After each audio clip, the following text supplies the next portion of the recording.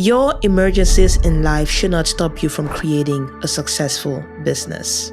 You could have a difficult season, but if you don't keep going, you're never going to grow.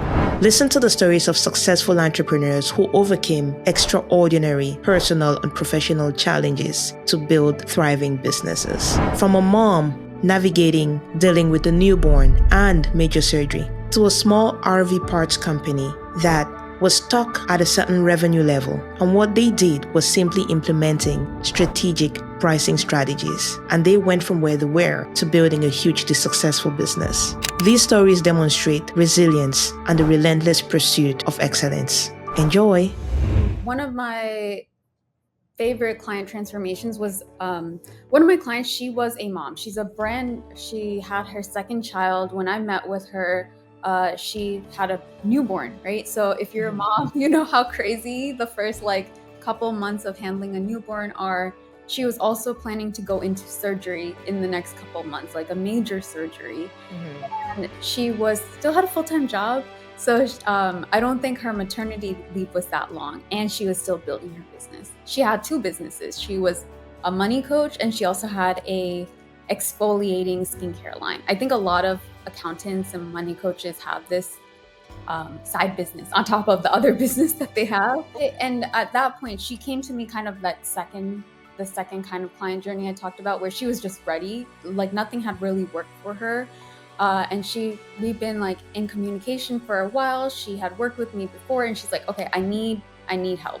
So we actually created a lead generation process that required no posting. Because like I told you, she is a busy mom. Yeah. She's going for surgery. There's a lot of things happening in her life. And all I had her do was, I think, send 5 messages a day. And she started selling out her exfoliating skincare products and also getting more leads. And she was still able to go on that surgery. I think she had 6 weeks of recovery time, and she did not have to worry about sales because all the seeds that she planted before she went into the operating room, they were starting to blossom, right? People were starting to DM her, be like, hey, I'm interested, a couple weeks after the surgery. So I think I say this is my favorite client transformation because it opened her eyes that she could still live life and not be perfect, right? A lot of people think that they need to have 40 hours a week and not have work and not have kids and not have a husband and not do this and not do that. But she was a testament that you could still have emergencies in life, be a human being, and still have a successful business. It was a small company. It was actually sub $10 million.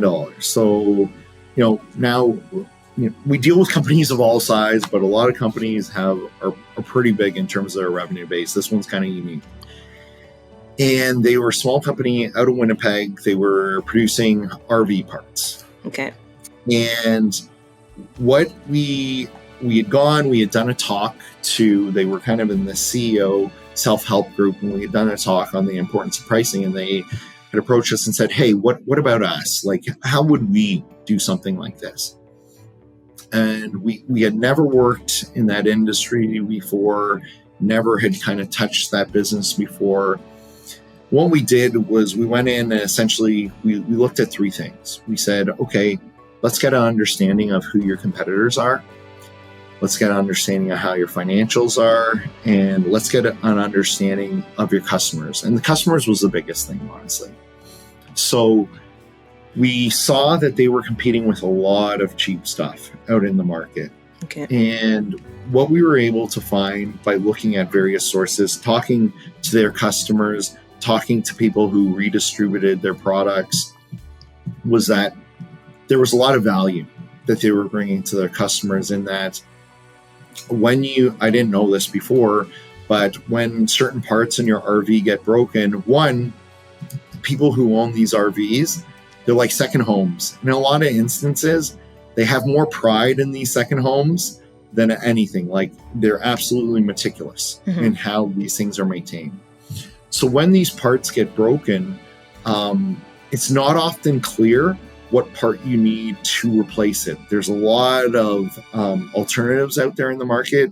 It's not very clear what will fit properly and what's the proper grade of quality.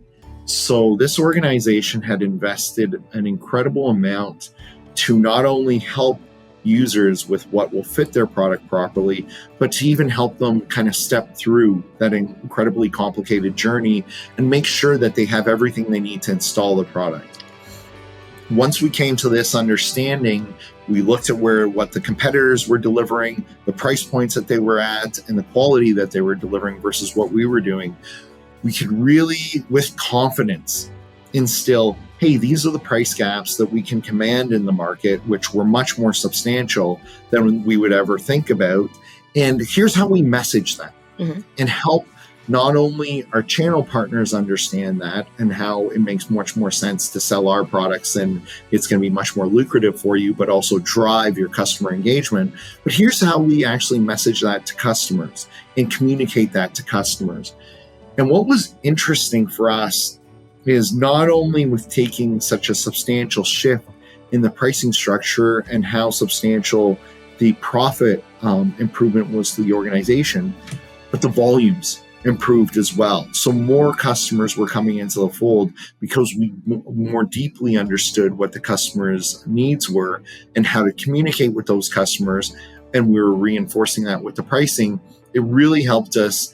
Hey, this is not, if you're doing this in the right way and you're understanding what's going on in the market, understanding what's going on with the customers, and understanding what's happening from a financial perspective, you can really unlock a lot of value that's there on the table and enable a much deeper understanding of the business internally, but externally as well, and partnering the two together. So just before jumping on this podcast, I did a Facebook Live with one of our clients. He just started working with us, himself and his wife. They run a business. They started working with us in 3 months ago, in October, November-ish. And in the conversation, and you see it in the live, I asked him, what were your limiting beliefs? Because everyone who works with me, that's the first layer is limiting belief. We shift it, then we get to strategy. So I said, what were your limiting beliefs 3 months ago that were holding back your business?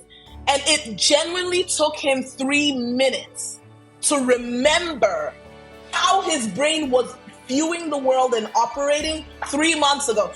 And when he finished thinking about it, he was like, this was so hard because I'm so much not that guy anymore. He was like, oh my gosh, I didn't even realize how different I have become, but my business has become, because now their business has absolutely blown up, which is why they were like, can we share our story with some of your people? And so what happened for me was I did this process. I shifted those limiting beliefs. Now, here's the catch, because I think this is what you may be asking, is you can shift those limiting beliefs and your business will, once you apply strategy. So it's not all limiting beliefs, it's limiting beliefs as well as strategy in your business. So like marketing, sales, client fulfillment, operations, those are things that we coach people on.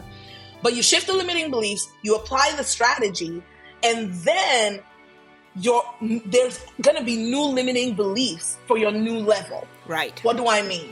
This is the one that affects the 74th fastest growing company designation that we got.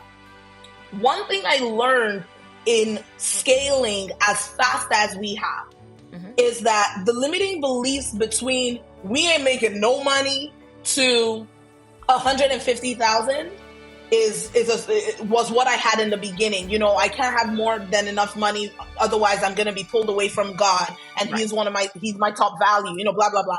Right. Those limiting beliefs. But then the limiting belief between 150,000 a year and 500,000 a year is also different.